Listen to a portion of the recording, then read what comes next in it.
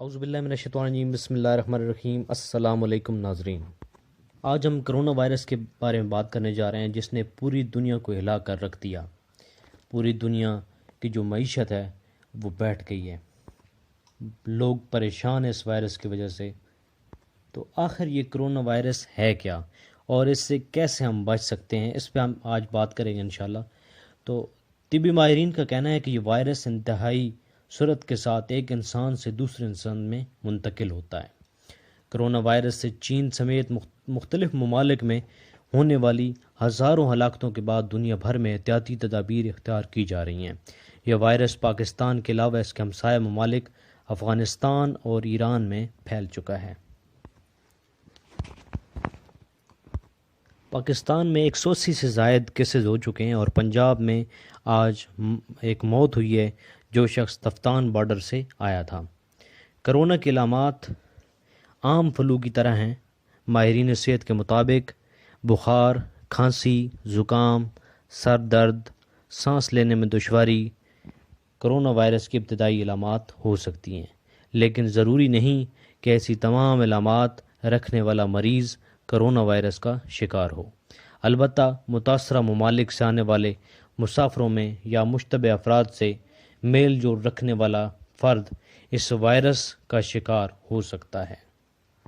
چلیں دیکھتے ہیں کہ یہ وائرس کیسے پھیلتا ہے۔ تو یہ وائرس ہاتھ ملانے سے، گلے ملنے سے، ہاتھ اور سانس کے ذریعے جسم میں داخل ہوتا ہے، لہٰذا حفاظتی تدابیر اپنانی چاہیے، جو کہ کچھ یوں ہیں: ہاتھ دھونا صابن کے ساتھ کم از کم 20 سیکنڈ کے لیے، ماسک کا استعمال، کھانستے اور چھینکتے وقت ناک کو ڈھانپ کر رکھیں۔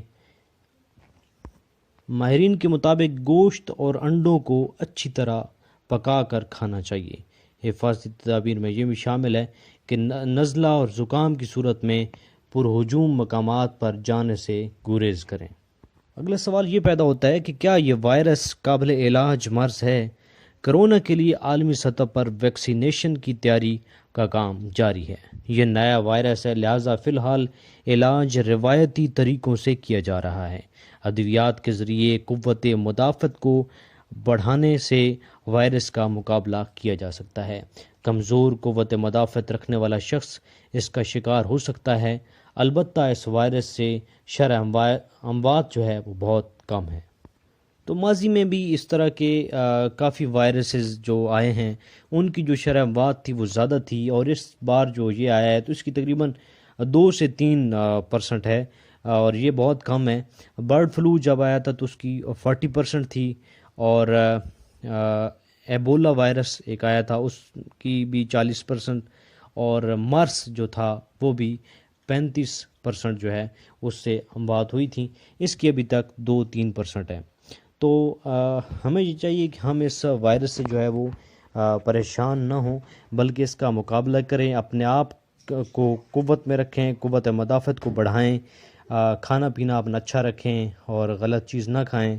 اور اس کے ساتھ ساتھ ہمیں جس چیز کی ایز اے مسلم ضرورت ہے کہ ہم لوگ جس طرح حضور اکرم صلی اللہ علیہ وسلم سے پوچھا گیا تھا کہ جب چاند گرہن یا سورج گرہن ہو تو ہم لوگ کیا کریں، تو حضور صلی اللہ علیہ وسلم نے یہ فرمایا تھا کہ جب بھی آپ کے اوپر کوئی مشکل وقت آ جائے تو آپ نے اللہ تعالیٰ سے رجوع کرنا ہے، اللہ تعالیٰ کے ذکر سے میں مشغول ہو جائیں۔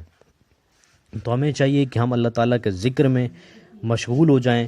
اور یہ جو ہو رہا ہے کہ خانہ کعبہ کا جو طواف بند کر دیا گیا، مساجد کے حوالے سے جو باتیں چل رہی ہیں، تو میرا نہیں خیال کہ اس طرح ہمیں کرنا چاہیے، کیونکہ ہماری جو ایمانی قوت ہے وہ مضبوط ہونی چاہیے، اور ہمیں اس بات پہ یقین رکھنا چاہیے کہ ان جگہوں پہ جانے سے ٹھیک ہے انشاءاللہ یہ وائرس ختم ہوگا۔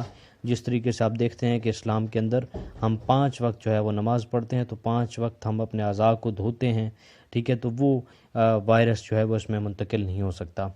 تو مزید دعا ہے کہ اللہ تعالیٰ ہمارے ملک پاکستان کو اور پوری دنیا کے لوگوں کو اس وائرس سے محفوظ رکھے، اور جلد از جلد جو ہے اس کا کوئی علاج متعارف ہو جائے، اور اللہ پاک سب پر رحم و کرم فرمائے۔